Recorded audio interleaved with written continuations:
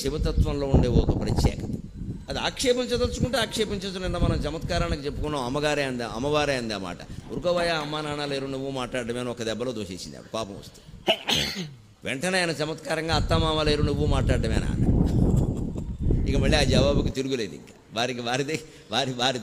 వారి నింద వారికే చెల్లింది, వారికే తిప్పి కొట్టేసామంతే, అయిపోయింది అక్కడ. అంతే సరసం, అంతటితో అయిపోతుందా తగాదా? ఇంకా అయిపోవాలి. భార్యాభర్తల తగాదాల్లో, మాట భేదాల్లో ముఖ్యంగా ఏముండాలి అంటే ఎక్కడిదెక్కడ మర్చిపోవాలి.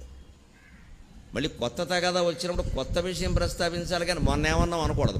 మొన్నే అలా అయితేనే సుఖంగా ఉంటారు, అలా అయితేనే సుఖంగా ఉంటారు. కొత్తది ఎప్పుడు వచ్చినా సరే ఆ కొత్త విషయం గురించే మీరు మొదటి నుంచి ఇంతే అనడం. నువ్వు పుట్టినప్పటి నుంచి ఇంతే, ఈ జన్మది పుట్టికదేమీ లేదు కదా. ఇవాళ మనకి ఏదో కాఫీ విషయంలోనో, అన్నం విషయంలోనో, లేదా ఎక్కడికో బయలుదేరి వెళ్ళే విషయంలోనో, ఆలస్యం చేసే విషయం ఏదో వచ్చింది తగదా, ఏదైనా కానీ ఏదో ఆ విషయమే.